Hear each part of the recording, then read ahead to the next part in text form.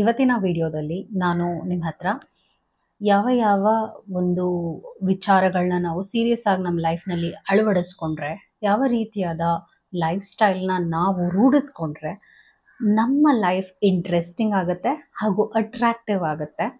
ಒಂದೊಂದು ಸಲ ಏನಾಗುತ್ತೆ, ನಾವು ಒಂದು ಇಂಪ್ರೆಷನ್ನ ಸೆಟ್ ಮಾಡಬೇಕು ಅಥವಾ ನಮ್ಮ ಲೈಫ್ನಲ್ಲಿ ನಾವು ಚೆನ್ನಾಗಿ ಒಂದು ಕ್ವಾಲಿಟಿ ಲೈಫ್ನ ಲೀಡ್ ಮಾಡಬೇಕು ಅನ್ನುವ ಆಸೆ ಇಟ್ಕೊಂಡಿರ್ತೀವಿ.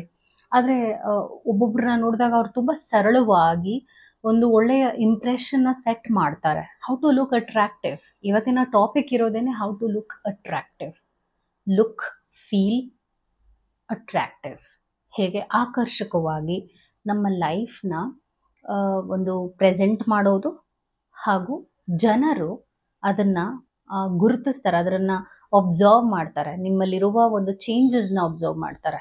ಹೋಗ್ತಾ ಹೋಗ್ತಾ ನೀವು ಇದನ್ನು ಕಂಪ್ಲೀಟಾಗಿ ನಾನು ಏನೇನು ಪಾಯಿಂಟ್ಸ್ನ ಹೇಳ್ತೀನಿ ಅದನ್ನು ನೀವೊಂದು ಹ್ಯಾಬಿಟ್ ಆಗಿ ಅಳವಡಿಸ್ಕೊಂಡಾಗ ನಿಮ್ಮ ಲೈಫ್ನಲ್ಲಿ 3 ತಿಂಗಳ ಒಳಗಡೆನೆ ಆ ಒಂದು ಚೇಂಜಸ್ನ ನೋಡ್ತೀರಾ. ಹಾಗೂ ಜನ ಅದನ್ನು ಅಬ್ಸರ್ವ್ ಮಾಡಿ ಕೇಳ್ತಾರೆ ಕೂಡ, ಏನು ಆಗ್ತಾ ಇದೆ, ಏನು ನಡೀತಾ ಇದೆ, ನಿನ್ನ ಲೈಫ್ ಇಷ್ಟು ಚೇಂಜ್ ಆಗಿದೆಯಲ್ಲ, ನೀನು ಇಷ್ಟು ಅಟ್ರಾಕ್ಟಿವ್ ಆಗಿ ಕಾಣ್ತಾ ಇದೆಯಲ್ಲ, ಯಾಕೆ ಹೀಗೆ, ಏನು ಅಂತ ಸೀಕ್ರೆಟ್ನ ನಿಮ್ಮ ಹತ್ರ ಅವರು ತಿಳ್ಕೊಳ್ಳೋಕ್ಕೂ ಟ್ರೈ ಮಾಡ್ತಾರೆ. ಆ ವಿಚಾರವಾಗಿ ನಾನು ಈ ವಿಡಿಯೋನಲ್ಲಿ ಎಕ್ಸ್ಪ್ಲೇನ್ ಮಾಡ್ತಾ ಹೋಗ್ತೀನಿ. How to look attractive and set an impression. ಒಂದು ಇಂಪ್ರೆಷನ್ನ ಹೇಗೆ ಸೆಟ್ ಮಾಡೋದು, ಅಟ್ರಾಕ್ಟಿವ್ ಆಗಿ ಹೇಗೆ ಕಾಣೋದು, ಒಂದು ಕಾನ್ಫಿಡೆನ್ಸ್ನ ಹೇಗೆ ರೂಢಿಸ್ಕೊಳ್ಬೋದು, ಈ ಎಲ್ಲ ವಿಚಾರವಾಗಿ ನಾನು ವಿಡಿಯೋನಲ್ಲಿ ಎಕ್ಸ್ಪ್ಲೇನ್ ಮಾಡ್ತೀನಿ. ಅದಕ್ಕೆ ಮುಂಚೆ ಚಾನಲ್ನ ಸಬ್ಸ್ಕ್ರೈಬ್ ಮಾಡಲಿಲ್ಲ ಅಂದರೆ ದಯವಿಟ್ಟು ಸಬ್ಸ್ಕ್ರೈಬ್ ಮಾಡಿ. ಹಾಗೂ ನಿಮಗೇನಾದರೂ individual counselling, tarot reading session ಬೇಕಿದೆ ಅಂದರೆ ಡಿಸ್ಕ್ರಿಪ್ಷನಲ್ಲಿ ಕೊಟ್ಟಿರುವ ನಂಬರ್ಗೆ ಕಾಲ್ ಮಾಡಿ ಅಪಾಯಿಂಟ್ಮೆಂಟ್ನ ಪಡಿಬೇಕಾಗತ್ತೆ. ಒಂದು ಫೋನ್ ಮುಖಾಂತರನಾದರೂ ತಗೋಬೋದು ಅಥವಾ ನೀವು ಆಫೀಸ್ಗಾದರೂ ಬಂದು ಪಡಿಬಹುದು. ಮೊದಲನೇ ಹ್ಯಾಬಿಟ್ ಅಂತ ಹೇಳ್ತೀನಿ, ಅಭ್ಯಾಸ. ಇದನ್ನು ನಾವು ಒಂದಿನ 2 ದಿನ ಮಾಡೋದಲ್ಲ, ನಮ್ಮ ಲೈಫ್ನಲ್ಲಿ ಇದು ರೆಗ್ಯುಲರ್ ಆಗಿ ನಾವು ಫಾಲೋ ಮಾಡಬೇಕಾಗತ್ತೆ. ಏನಾಗುತ್ತೆ, ಪಾಯಿಂಟ್ ನಂಬರ್ 1 ಏನಂದರೆ, ನಮ್ಮ ದೈನಂದಿನ ವಿಚಾರದಲ್ಲಿ ಫಸ್ಟ್ ಆ್ಯಡ್ ಆನ್ ಮಾಡುವಂಥದ್ದೇನೆ ನಮ್ಮ ಎಕ್ಸಸೈಸ್, ಯೋಗ ಅಥವಾ ನೀವು ಜಿಮ್ಗೆ ಹೋಗ್ತೀರಾ, ಒಟ್ಟಿನಲ್ಲಿ ಒಂದು ಫಿಸಿಕಲ್ ಆ್ಯಕ್ಟಿವಿಟಿ ಅನ್ನೋದನ್ನು ನೀವು ದಿನದಲ್ಲಿ ಅಟ್ಲೀಸ್ಟ್ ಅರ್ಧ ಗಂಟೆ ನಿಮಗೋಸ್ಕರ, ನಿಮ್ಮ ಹೆಲ್ತಿಗೋಸ್ಕರ ಇಟ್ಟಾಗ ನೀವು 3 ತಿಂಗಳಲ್ಲಿ ರಿಸಲ್ಟ್ನ ನೋಡ್ತೀರಾ. ನಿಮ್ಮ ದೇಹದ ಒಂದು ಶೇಪ್ ಇದೆಯಲ್ಲ, ಅದರಲ್ಲಿ ವ್ಯತ್ಯಾಸನ ನೋಡ್ತಾ ಬರ್ತೀರಾ. ಮತ್ತು ನಿಮಗೆ ಗೊತ್ತಿಲ್ಲದ ಹಾಗೆ ನೀವು ಒಂಥರ ನಿಮ್ಮ ಒಂದು ಏನು ಹೇಳ್ತಾರೆ, ಹೆಲ್ತ್ ಕಾಂಪ್ಲಿಕೇಶನ್ಸ್ನ ನೀವು ರೆಡ್ಯೂಸ್ ಮಾಡ್ಕೊಳ್ಳುವ ಒಂದು ವಿಚಾರ ಕೂಡ ಆಗುತ್ತೆ. ಸೊ ನಿಮ್ಮ ಡೈಲಿ ಲೈಫ್ನಲ್ಲಿ ಡೈಲಿ ಹ್ಯಾಬಿಟ್ ಆಗಿರ್ಬೇಕಂದ್ರೆ ಮೊದಲನೇದು ಬರೋದೇನೆ ನಿಮ್ಮ ದೈನಂದಿನ ದಿನಚರಿಯಲ್ಲಿ ಎಕ್ಸಸೈಸ್ನ ಆ್ಯಡ್ ಮಾಡೋದು. ಆ್ಯಡ್ ಆನ್ ಎಕ್ಸಸೈಸ್, ಯಾವುದೇ ರೀತಿಯಾದ ಫಿಸಿಕಲ್ ಆ್ಯಕ್ಟಿವಿಟಿ ಆಗಿರ್ಬೋದು, ಅದನ್ನು ರೂಢಿಸ್ಕೊಳ್ಳುವಂಥದ್ದು. ಯಾಕೆಂದರೆ ಈಗ ನೀವು ಒಬ್ಬರನ್ನ ನೋಡ್ತೀರಾ, ಅವ್ರನ್ನ ನೋಡಿದ ತಕ್ಷಣ ಎಷ್ಟು ಆಕರ್ಷಕವಾಗಿ ಕಾಣ್ತಾ ಇದ್ದಾರೆ, ಅವ್ರ ಬಾಡಿ ಎಷ್ಟು ಒಂದು ಒಳ್ಳೆಯ ಶೇಪ್, ಒಂದು ಹೆಲ್ದಿಯಾಗಿ ಕಾಣ್ತಾ ಇದ್ದಾರೆ ಅಂತ ಹೇಗೆ ಅನ್ಸುತ್ತೆ ನಿಮಗೆ? ಅವ್ರು ಮಾಡೋದೇ ಅದು. ಪಾಯಿಂಟ್ ನಂಬರ್ 1 ಏನಾಗಿರುತ್ತೆ, ಅವರು ಶುರು ಮಾಡೋದೇ ಅವರ ಎಕ್ಸಸೈಸ್ ಮತ್ತು ವಾಕಿಂಗ್ ಇರ್ಬೋದು. ಒಟ್ಟಿನಲ್ಲಿ ಒಂದು ಫಿಸಿಕಲ್ ಆ್ಯಕ್ಟಿವಿಟಿನ ಅವರು ರೂಢಿಸ್ಕೊಂಡಿರ್ತಾರೆ ಅವ್ರ ಲೈಫ್ನಲ್ಲಿ, ಅವ್ರು ಪಾಲಿಸ್ತಾ ಇರ್ತಾರೆ, ಡೆಡಿಕೇಟೆಡ್ ಆಗಿರ್ತಾರೆ. ಸೊ ಯಾವುದೇ ರೀತಿಯಾದ ಫಿಸಿಕಲ್ ಆ್ಯಕ್ಟಿವಿಟಿ ಆಗಿರ್ಬೋದು, ಅದು ನಿಮಗೆ ಬಿಟ್ಟಿದ್ದು. ಆದರೆ ಅರ್ಧ ಗಂಟೆ ಆದರೂ ಮೀಸಲಿಡಬೇಕಾಗತ್ತೆ ನಿಮಗೋಸ್ಕರ, ನಿಮ್ಮ ಮೆಂಟಲ್ ಹೆಲ್ತ್ಗೋಸ್ಕರ, ನಿಮ್ಮ ಫಿಸಿಕಲ್ ಹೆಲ್ತ್ಗೋಸ್ಕರ ಕೂಡ. ಡಾಕ್ಟರ್ಸ್ ಅದನ್ನೇ ಹೇಳ್ತಾರೆ, ನೀವು ಶುರು ಮಾಡೋದೇ ಫಸ್ಟು ಹೆಲ್ತ್ ಸರಿ ಹೋಗಬೇಕು ಅಂದರೆ ಫಿಸಿಕಲ್ ಆ್ಯಕ್ಟಿವಿಟಿ ಯಾವುದೇ ರೀತಿಯಾದಾದರೂ ಮಾಡಿ. ನೀವು ಕೂತ್ಕೊಳ್ಳೋದು, ಟಿ ವಿನ ತುಂಬ ಹೊತ್ತು ನೋಡುವಂಥದ್ದು. ಯಾಕೆಂದರೆ ಇಂಡಿಯಾನಲ್ಲಿ ಒಬಿಸಿಟಿ ಇನ್ಕ್ರೀಸ್ ಆಗ್ತಾ ಇದೆ. ಮತ್ತು ಯಾವಾಗ ನಮ್ಮ ದೇಹದ ತೂಕ ಹೆಚ್ಚಾಗುತ್ತೆ, ನಮ್ಮ ಎಷ್ಟು ಹೆಲ್ತ್ ಕಾಂಪ್ಲಿಕೇಶನ್ಸ್ ಏನಿರುತ್ತೆ ಅದು ಇನ್ಕ್ರೀಸ್ ಆಗ್ತಾ ಹೋಗುತ್ತೆ. ಸೊ ಪಾಯಿಂಟ್ ನಂಬರ್ 1 ನಾನು ಆಗಲೇ ಹೇಳಿದಾಗೆ ನಿಮ್ಮ ಆ್ಯಕ್ಟಿವಿಟಿ, ಫಿಸಿಕಲ್ ಆ್ಯಕ್ಟಿವಿಟಿ. 2ನೇದು, ನಿಮ್ಮ ಒಂದು ಹೆಲ್ತ್ಗೋಸ್ಕರ ನೀವು ಯಾವ ರೀತಿಯಾದ ಆಹಾರ ಪದ್ಧತಿಯನ್ನು ರೂಢಿಸ್ತಿದ್ದೀರಾ, ನಿಮ್ಮ ಲೈಫ್ಗೆ ಯಾವ ರೀತಿಯಾದ ಆಹಾರವನ್ನು ಸೇವಿಸ್ತಿದ್ದೀರಾ. ನೀವೇನು ಫ್ಯಾನ್ಸಿಯಾಗಿ ಮಾಡುವಂಥದ್ದು ಬೇಕಿಲ್ಲ. ನೀವು ಓಟ್ಸ್ ತಿನ್ನಿ ಅಥವಾ ಇನ್ನೇನೇನೋ ಹೇಳ್ತಾರೆ, ಅದೆಲ್ಲ ನೀವು ಮಾಡೋದು ಬೇಕಾಗಿಲ್ಲ. ನಿಮ್ಮ ದಿನಚರಿಯಲ್ಲಿ ಬೇಸಿಕ್ ಸಿಂಪಲ್ ಫುಡ್ನ ಸೇವಿಸುವುದು. ಇಡ್ಲಿ, ದೋಸೆ ನಮ್ಮ ಸ್ಟೇಪಲ್ ಫುಡ್ ಅಂತ ಹೇಳ್ತೀವಿ. ಅಂದರೆ ನಮ್ಮ ಆ್ಯನ್ಸಿಸ್ಟರ್ಸ್, ನಮ್ಮ ಹಿರಿಯರು ರೂಢಿಸ್ಕೊಂಡು ಬಂದಿರುವಂಥ ಫುಡ್ ಹ್ಯಾಬಿಟ್ಸ್ನ ನಾವು ಫಾಲೋ ಮಾಡುವಂಥದ್ದು. ಎರಡನೇದು, ನಮ್ಮ ಹೆಲ್ತ್ಗೋಸ್ಕರ ನಾವು ಇದು ಮಾಡಲೇಬೇಕಾಗತ್ತೆ. ಇದೆಲ್ಲ ನಾನು ಯಾಕೆ ಹೇಳ್ತಾ ಇದ್ದೀನಿ ಅಂದರೆ, ಅದು ಕ್ರಮೇಣವಾಗಿ ನೀವು ರಿಸಲ್ಟ್ನ ನೋಡ್ತೀರಾ. ನೀವು ಯಾವಾಗ ನಿಮ್ಮ ಬಾಡಿನ ಎಷ್ಟು ಅದ್ಭುತವಾಗಿ ನೋಡ್ಕೊಳ್ತೀರಾ, ಇನ್ವೆಸ್ಟ್ ಮಾಡ್ತೀರಾ, ಅಯ್ಯೋ ನನ್ನನ್ನು ಯಾರು ನೋಡ್ತಾರೆ, ನಾನು ಯಾಕೆ ಇದನ್ನೆಲ್ಲ ಮಾಡಬೇಕು, ನಾನು ಯಾಕೆ ಜಿಮ್ಗೆ ಹೋಗಬೇಕು, ನಾನು ಯಾಕೆ ಯೋಗ ಮಾಡಬೇಕು, ನಾನೇನಾದರೂ ತಿಂತೀನಿ. ನೀವೇನಾದರೂ ತಿನ್ನೋದಕ್ಕಲ್ಲ ನೀವು ಇಲ್ಲಿರೋದು. ಯಾಕಂದರೆ ಶುಗರ್ ಅನ್ನೋದು ಇತಿಮಿತಿಲಿ ಇರಬೇಕು. ನಾನು ಕಂಪ್ಲೀಟಾಗಿ ನೀವು ಅದನ್ನು ತಿನ್ನಲೇಬೇಡಿ ಅಂತ ಹೇಳೋದಿಲ್ಲ, ಯಾಕಂದರೆ ತಿಂದೇ ಹೋದರೆ ಒಳ್ಳೆಯದು, ಬಟ್ ತಿನ್ನಲೇಬೇಡಿ ಅಂತ ಹೇಳೋದು ಅದು ಅಷ್ಟು ಸುಲಭ ಅಲ್ಲ. ಬಿಕಾಸ್ ನಾನು ಸೇವನೆ ಮಾಡ್ತೀನಿ ಶುಗರ್, ಒಂದಲ್ಲ ಒಂದು ರೀತಿಯಾಗಿ. ಆದರೆ ಇತಿಮಿತಿಯಾಗಿ ಸೇವನೆ ಮಾಡಿ. ಒಬ್ಬೊಬ್ಬರಿಗೆ ಶುಗರ್ ಕ್ರೇವಿಂಗ್ಸ್ ಇರುತ್ತೆ, ದಿನ ತಿನ್ನಬೇಕು ಅಥವಾ ವಾರದಲ್ಲಿ ಒಂದು 3-4 ಸಲನಾದರೂ ತಿನ್ನಬೇಕು, ಈ ಥರ ಇದ್ದೇ ಇರುತ್ತೆ. ಯಾಕಂದರೆ ನಾನು ಆಗಲೇ ಹೇಳಿದ್ದೀನಿ ಮುಂಚೆ ವಿಡಿಯೋಸ್ನಲ್ಲೂ, ಅದೊಂಥರ ಅಡಿಕ್ಷನ್ ಆಗುತ್ತೆ. Sugar can be a major addiction according to science and psychology. So ಶುಗರ್ನ ಎಷ್ಟು ಅವಾಯ್ಡ್ ಮಾಡ್ತೀರಾ, ಆಯಿಲಿ ಫುಡ್ಸ್ನ ಎಷ್ಟು ಅವಾಯ್ಡ್ ಮಾಡ್ತೀರಾ, ಸಿಂಪಲ್ ಬೇಸಿಕ್ ಫುಡ್ನ ನೀವು ನಿಮ್ಮ ಲೈಫ್ನಲ್ಲಿ ಆ್ಯಡ್ ಆನ್ ಮಾಡ್ತೀರಾ. ದಾಲ್ ಇರ್ಬೋದು, ಈಸಿಯಾಗಿ ಮಾಡುವಂಥದ್ದು. ಉಪ್ಪಿಟ್ಟು ಎಷ್ಟು ಈಸಿಯಾಗಿ ಮಾಡ್ಬೋದು, ಚಿತ್ರಾನ್ನ ಎಷ್ಟು ಈಸಿಯಾಗಿ ಮಾಡ್ಬೋದು. ಎಷ್ಟು ಈಸಿಯಾಗಿ ನೀವು ಒಂದು ಫುಡ್ನ ಪ್ರಿಪೇರ್ ಮಾಡ್ತೀರಾ, ಅದಷ್ಟೇ ಈಸಿಯಾಗಿ ಡೈಜೆಸ್ಟ್ ಆಗುತ್ತೆ. ಈಗ ಬಿರಿಯಾನಿ, ಅದಕ್ಕೊಂದು ದೊಡ್ಡ ಪ್ರೋಸೆಸ್ ಇರುತ್ತೆ, ಆದರೆ ಅದು ಹಾಗೆ ಡೈಜೆಸ್ಟ್ ಆಗೋಕ್ಕೂ ಅಷ್ಟೇ ಟೈಮ್ ತೊಗೊಳುತ್ತೆ. ಸೊ ಇಂಥದ್ದನ್ನ ಸಿಂಪಲ್ ಆಗಿರುವಂಥದ್ದನ್ನ ನೀವು ಸರಿ ಮಾಡ್ಕೊಂಡ್ಬಿಟ್ರೆ ನೀವು ಎಷ್ಟೋ ಚೇಂಜಸ್ನ ನಿಮ್ಮ ಲೈಫಲ್ಲಿ ನೋಡ್ತೀರಾ. ಮತ್ತು ನೆಕ್ಸ್ಟ್ ಏನಾಗುತ್ತೆ, ನೀವು ಹೇಗೆ ಕಾಣಿಸ್ತೀರಾ, ನೀವು ಹೇಗೆ ನಿಮ್ಮನ್ನು ನೀವು ಪ್ರೆಸೆಂಟ್ ಮಾಡ್ತೀರಾ. ಇವಾಗ ನೀವೇನೋ ಒಂದು ಗಿಫ್ಟ್ ಒಬ್ರಿಗೆ ಕೊಡಬೇಕು ಅಂತ ಇದ್ದೀರಾ ಅಂದಾಗ ರ್ಯಾಪಿಂಗ್ ಮಾಡ್ತಾರೆ, ಗಿಫ್ಟ್ ರ್ಯಾಪ್ ಮಾಡ್ತಾರೆ. ನೀವು ಹಾಗೆ ಒಂದು ವಸ್ತುನ ಕೊಡೋಕ್ಕಾಗಲ್ಲ ಒಬ್ರಿಗೆ ಗಿಫ್ಟ್ ಕೊಡುವಾಗ. ಸೊ ಹಾಗೆ ನಿಮ್ಮನ್ನೇ ನೀವು ಒಂದು ಗಿಫ್ಟ್ ಆಗಿ ಪ್ರೆಸೆಂಟ್ ಮಾಡಬೇಕಾಗತ್ತೆ ವರ್ಲ್ಡ್ ಮುಂದೆ. ಅಂದರೆ ನೀವು ಸೊಸೈಟಿ ಮುಂದೆ ನಿಮ್ಮನ್ನು ನೀವೇ ಗಿಫ್ಟ್ ಆಗಿ ಪ್ರೆಸೆಂಟ್ ಮಾಡಬೇಕಾಗತ್ತೆ. ಇದು ಇಂಪಾರ್ಟೆಂಟ್ ಅಂತಲೇ ಹೇಳ್ತೀನಿ. ನಿಮ್ಮ ಉಡುಪು, ಯಾವ ರೀತಿಯಾದ ಉಡುಪನ್ನು ಹಾಕ್ತಾ ಇದ್ದೀರಾ, ಯಾವ ರೀತಿಯಾದ ಕಲರ್ನ ನೀವು ಚೂಸ್ ಮಾಡ್ತಾ ಇದ್ದೀರಾ. ಒಬ್ಬೊಬ್ಬರಿಗೆ ನನಗೆ ಬ್ಲ್ಯಾಕ್ ಇಷ್ಟ, ಅದಕ್ಕೆ ನಾನು ಬ್ಲ್ಯಾಕೇ ಹಾಕ್ತೀನಿ ಅಂತ ಹೇಳ್ತಾರೆ. ಒಬ್ಬೊಬ್ಬರಿಗೆ ಒಂದೊಂದು ಕಲರ್ಸ್ ಇಷ್ಟ ಇರುತ್ತೆ, ಆ ಕಲರ್ಸ್ನೇ ಹಾಕ್ತಾ ಇರ್ತಾರೆ. ಅದನ್ನು ಬಿಟ್ಟು ನೀವೇನು ಮಾಡಬೇಕಾಗುತ್ತೆ, ನಿಮ್ಮ ಸ್ಕಿನ್ ಟೋನ್ಗೆ ಮ್ಯಾಚ್ ಆಗುವಂಥ ಕಲರ್ಸ್ನ ಚೂಸ್ ಮಾಡುವಂಥದ್ದು. ಹಾಗೂ ನೀವು ಯಾವ ರೀತಿಯಾದ ಒಂದು ಸಮಾರಂಭಕ್ಕೆ ಯಾವ ರೀತಿಯಾದ ಉಡುಪು ಹಾಕಬೇಕು ಅನ್ನುವ ಒಂದು ಸೆನ್ಸ್, ಬೇಸಿಕ್ ಸೆನ್ಸ್ನ ಇಟ್ಕೊಳ್ಳುವಂಥದ್ದು. ಸ್ವಲ್ಪ ಸ್ಟೈಲಿಂಗ್ ಕಡೆಗೆ ಗಮನ ಕೊಡೋದಾಗಿರ್ಬೋದು.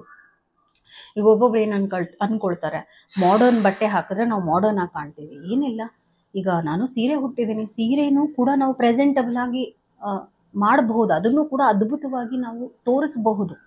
ಸೀರೆ ಅನ್ನುವಂಥದ್ದನ್ನ ನೀವು ವೆಸ್ಟರ್ನ್ ಪ್ಯಾಂಟ್ ಶರ್ಟ್ ಹಾಕ್ಕೊಂಡೇ ನೀವು ಚೆನ್ನಾಗಿ ಕಾಣ್ತೀರಾ ಅನ್ನೋದು ಒಂದು ತಪ್ಪು ಕಲ್ಪನೆ. ಎಷ್ಟೋ ಜನ ಅದೇ ಅಂದ್ಕೊಳ್ತಾರೆ. ನಾನು ಹೇಳೋದು, ನೀವು ಏನೇ ಧರಿಸಿ, ಆದರೆ ಅದನ್ನ ನಿಮಗೆ ಹೇಗೆ ಕಾಣುತ್ತೆ, ನೀವು ಮಿರರ್ ಮುಂದೆ ನಿಂತ್ಕೊಂಡಾಗ ನಿಮ್ಮ ಕಾನ್ಫಿಡೆನ್ಸ್ ಇನ್ಕ್ರೀಸ್ ಆಗುತ್ತಾ ಅಥವಾ ನಿಮ್ಮ ಕಾನ್ಫಿಡೆನ್ಸ್ ಡಿಕ್ರೀಸ್ ಆಗುತ್ತಾ. ಫೋರ್ಸಬ್ಲಿ ನೀವೇನೋ ಮಾಡುವಂಥದ್ದಲ್ಲ. ನೀವು ಅವ್ರು ಯಾರೋ ಏನೋ ಮಾಡ್ತಾ ಇದ್ದಾರೆ, ಅವ್ರೇನೋ ಹಾಕ್ತಾ ಇದ್ದಾರೆ ಅಂತ ನೀವು ಹಾಕೋದಲ್ಲ. ನಿಮ್ಮ ತನವನ್ನು, ನಿಮ್ಮ ಸ್ಟೈಲ್ನ ತರಬೇಕಾಗತ್ತೆ. ನೀವು ಒಂದು ಸ್ಟೈಲ್ ಐಕಾನ್ ಆಗಬೇಕಾಗತ್ತೆ. ನಿಮಗೋಸ್ಕರ ನೀವು ಅದನ್ನು ಮಾಡ್ತಿದ್ದೀರಾ.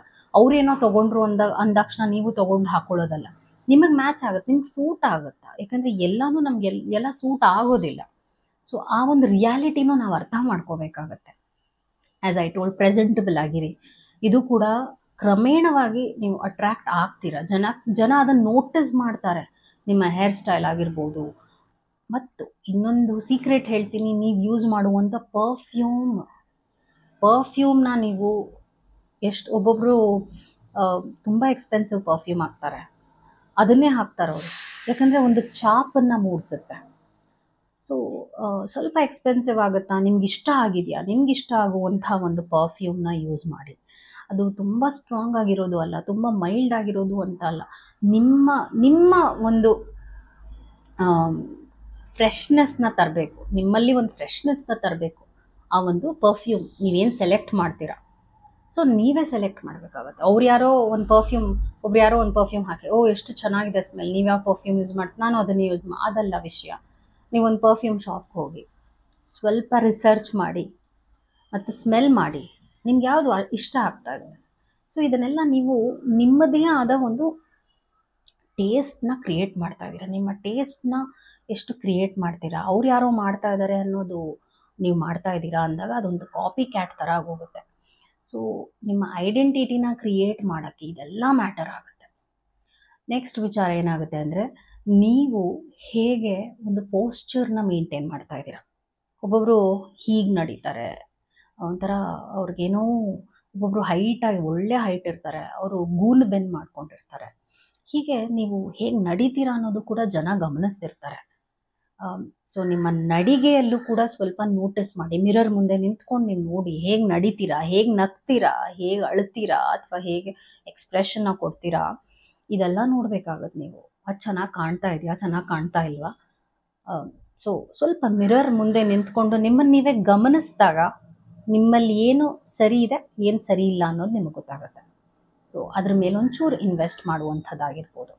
ನೆಕ್ಸ್ಟ್ ವಿಚಾರ ಏನಾಗುತ್ತೆ ಅಂದರೆ, ನಿಮ್ಮದೇ ಆದ ಒಂದು ಒಪಿನಿಯನ್ನ ಸೆಟ್ ಮಾಡೋದು. ನೀವೊಂದು ಡಿಸ್ಕಷನಲ್ಲಿ ಇದ್ದೀರಾ, ನೀವು ಯಾರ ಜೊತೆ ನಾವು ಮಾತಾಡ್ತಾ ಇದ್ದೀರಾ, ಮಾತಿನಲ್ಲಿ ನೀವು ಎಲ್ಲದಕ್ಕೂ ಹೂಗುಟ್ತಾ ಇದ್ದೀರಾ, ಹೌದು ಹೌದು, ಇಲ್ಲ ಇಲ್ಲ ಅಂತ ಇದ್ದೀರಾ, ಅಥವಾ ನಿಮ್ಮದೇ ಆದ ಒಂದು ಒಪಿನಿಯನ್ನ ಅಲ್ಲಿ ಹೇಳ್ಕೊಳ್ತಾ ಇದ್ದೀರಾ, ಎಕ್ಸ್ಪ್ರೆಸ್ ಮಾಡ್ತಾ ಇದ್ದೀರಾ, ನಿಮ್ಮ ಅಭಿಪ್ರಾಯವನ್ನ ಅಲ್ಲಿ ಇಡ್ತಾ ಇದ್ದೀರಾ. ಇಲ್ಲ ಇಲ್ಲ, ನನ್ಗೆ ಯಾಕೋ ಇದು ಸರಿ ಅನ್ನಿಸ್ತಾ ಇಲ್ಲ, ಯಾಕೆ ಸರಿ ಅನ್ನಿಸ್ತಾ ಇಲ್ಲ ಅಂತ ಎಕ್ಸ್ಪ್ಲೇನ್ ಮಾಡೋದಾಗಿರ್ಬೋದು. ಇಂಥದ್ದು ವಿಚಾರ. ಸೊ ಯಾವಾಗ ನಾವು ಎಲ್ಲರೂ ಏನೋ ಮಾಡ್ತಾ ಇದ್ದಾರೆ, ಎಲ್ಲರೂ ಏನೋ ಹೇಳ್ತಾ ಇದ್ದಾರೆ, ನಾನು ಅದನ್ನು ಒಪ್ಕೊಳ್ತೀನಿ ಅನ್ನೋದು ನೀವು ಎಷ್ಟು ಮಾಡ್ತೀರಾ, ಆವಾಗ ಜನ ನಿಮ್ಮಲ್ಲಿ ಏನೋ ಸ್ಪೆಷಲ್ ಆಗಿರೋವಂಥದ್ದನ್ನು ನೋಟಿಸೇ ಮಾಡೋದಿಲ್ಲ. ಅದನ್ನು ಬಿಟ್ಟು ನಿಮ್ಮ ಒಂದು ಸೆಲ್ಫ್ ವರ್ತ್ ಆಗಿರ್ಬೋದು, ಏನೇ ಆಗಿರಲಿ, ನಿಮ್ಮ ಬಗ್ಗೆ ನೀವು ಒಂದು ವಿಚಾರವನ್ನು ಜನ ನೋಟಿಸ್ ಮಾಡಬೇಕು ಅನ್ನೋ ಆಸೆ ಇಟ್ಕೊಂಡಿದ್ದೀರಾ ಅಂದಾಗ ಎಕ್ಸ್ಪ್ರೆಷನ್, ನಿಮ್ಮ ಕಮ್ಯುನಿಕೇಷನ್ ಇದೆಲ್ಲ ಇಂಪಾರ್ಟೆಂಟ್ ಆಗುತ್ತೆ. ನೀವು ಏನೋ ಆ ಗ್ರೂಪ್ಗೆ ನಿಮ್ಮ ಒಂದು ಕಾಂಟ್ರಿಬ್ಯೂಷನ್ನ ಹಾಕ್ತಾ ಇದ್ದೀರಾ, ಯಾವ ರೀತಿಯಾಗಿ ನೀವು ಮಾತಾಡ್ತಾ ಇದ್ದೀರಾ, ಅವ್ರ ಹತ್ರ ಹೇಗೆ ಇಂಟರ್ಯಾಕ್ಟ್ ಮಾಡ್ತಾ ಇದ್ದೀರಾ, ಇದೆಲ್ಲ ಮ್ಯಾಟರ್ ಆಗುತ್ತೆ. ಸೊ ನಿಮ್ಮದೇ ಆದ ಒಂದು ಛಾಪನ್ನು ನೀವು ಸ್ಪ್ರೆಡ್ ಮಾಡಬೇಕು ಒಂದು ಜಾಗದಲ್ಲಿ ಅಂದಾಗ, ನಿಮ್ಮ ವೈಯಕ್ತಿಕವಾದ ಪರ್ಸನಲ್ ಒಪಿನಿಯನ್ ಅಂತ ಹೇಳ್ತೀವಿ ಅದನ್ನು ನೀವು ಮುಂದಿಡೋದು, ಕರೆಕ್ಟಾಗಿ ಮುಂದಿಡೋದು, ನೀವು ರಾಂಗಾಗಿ ಮಾತಾಡೋದಲ್ಲ, ಅದನ್ನು ಕರೆಕ್ಟಾಗಿ ಪ್ರೆಸೆಂಟ್ ಮಾಡೋದು ಕೂಡ ಮ್ಯಾಟರ್ ಆಗುತ್ತೆ. ಹೇಗೆ ಮಾತಾಡ್ತಿದ್ದೀರಾ, ಹೊರಟಾಗಿ ಮಾತಾಡ್ತಾ ಇದ್ದೀರಾ ಅಥವಾ ಎಕ್ಸ್ಪ್ಲೇನ್ ಕರೆಕ್ಟಾಗಿ ಮಾಡ್ತಾ ಇದ್ದೀರಾ, ಇದೆಲ್ಲ ಮ್ಯಾಟರ್ ಆಗುತ್ತೆ. ನೆಕ್ಸ್ಟ್ ವಿಚಾರ ಏನಾಗುತ್ತೆ ಅಂದರೆ, ನೀವು ಒಂದು ಗ್ರೂಪ್ನಲ್ಲಿರುವಾಗ, ನೀವು ಒಂದು ಕಡೆ ಹೋದಾಗ ಯಾವ ರೀತಿಯಾದ ಮಾತುಗಳನ್ನ ಆಡ್ತಾ ಇದ್ದೀರಾ, ಅದು ಪಾಸಿಟಿವ್ ಆಗಿದೆಯಾ ಅಥವಾ ಅದು ನೆಗೆಟಿವ್ ಆಗಿದೆಯಾ. ಒಬ್ಬೊಬ್ರು ನಾನು ಒಬ್ಸರ್ವ್ ಮಾಡಿದ್ದೀನಿ, ಒಂದು ಗ್ರೂಪ್ನಲ್ಲಿದ್ದಾಗ ಬರೀ ನೆಗೆಟಿವ್ ಮಾತಾಡ್ತಾರೆ. ಏನೋ ಒಂದು ಟಿ ವಿಲಿ ನೋಡ್ತಿರ್ತಾರೆ, ಅವ್ರು ಏನೋ ಸಾಧನೆ ಮಾಡಿರ್ತಾರೆ, ಅಯ್ಯೋ ಅವಳು ಹೆಂಗೆ ಸಾಧನೆ ಮಾಡೋಕ್ಕಾಗುತ್ತೆ, ಅವಳು ಏನೋ ಒಂದು ಕೆಟ್ಟ ಕೆಲಸ ಮಾಡಿರೋದ್ರಿಂದನೇ ಅವಳು ಇಷ್ಟು ಫೇಮಸ್ ಆಗಿದ್ದಾಳೆ, ಅಥವಾ ಅವಳು ಏನೋ ಒಂದು ಶಾರ್ಟ್ ಕಟ್ಟಿಂದಾನೇ ಅವಳು ಫೇಮಸ್ ಆದ್ಲು. ಸೊ ಒಬ್ರು ಏನೋ ಆಗಿದ್ದಾರೆ ಅಂದಾಗ ಅದನ್ನ ನಾವು ನೆಗೆಟಿವ್ ಆಗಿ ಮಾತಾಡ್ತಿದ್ದೀವಿ, ಅಥವಾ ನಾವು ಏನೋ ಒಂದು ವಿಚಾರವನ್ನು ನಮ್ಮ ನೆಗೆಟಿವ್ ಮೈಂಡ್ ಸೆಟ್ನಲ್ಲೇ ನಾವು ಅದನ್ನು ಎಕ್ಸ್ಪ್ರೆಸ್ ಮಾಡ್ತಿದ್ದೀವಿ ಅಂದಾಗ ಅದು ಜನ ಇಷ್ಟಪಡೋದಿಲ್ಲ. ಸೊ ನಾವು ಒಂದು ಸ್ಪೆಷಲಾಗಿ ಜನರ ಜೊತೆ ಬೆರೆಯುವಾಗ ಎಷ್ಟು ಪಾಸಿಟಿವ್ ಆಗಿ ಮತ್ತು ಎಷ್ಟು ಕುತೂಹಲವಾಗಿ ಇದ್ದೀವಿ ಅನ್ನೋದೆಲ್ಲ ಮ್ಯಾಟರ್ ಆಗುತ್ತೆ. ಸೊ ಈ ಎಲ್ಲ ವಿಚಾರಗಳನ್ನ ನೀವು ರೆಗ್ಯುಲರ್ ಆಗಿ ಮಾಡ್ಕೊಂಡು ಬಂದಾಗ ನಿಮ್ಮ ತನವನ್ನು ನೀವು ಒಂದು ಎನ್ಹ್ಯಾನ್ಸ್ ಮಾಡ್ತಾ ಹೋಗ್ತೀರಾ, ಜನ ನಿಮ್ಮನ್ನ ಒಬ್ಸರ್ವ್ ಮಾಡ್ತಾ ಹೋಗ್ತಾರೆ, ಹಾಗೂ ಜನರಿಗೆ ನಿಮ್ಮ ಜೊತೆ ಇರಬೇಕು ಅನ್ನೋ ಆಸೆ ಹೆಚ್ಚಾಗುತ್ತೆ. So this is how you can make a best impression. I hope this video was helpful. ನಾನು ಆಗಲೇ ಹೇಳಿದಾಗೆ 1 ದಿನ 2 ದಿನ ಮಾಡುವಂಥದ್ದಲ್ಲ ನಾನು ಹೇಳೋದೆಲ್ಲ.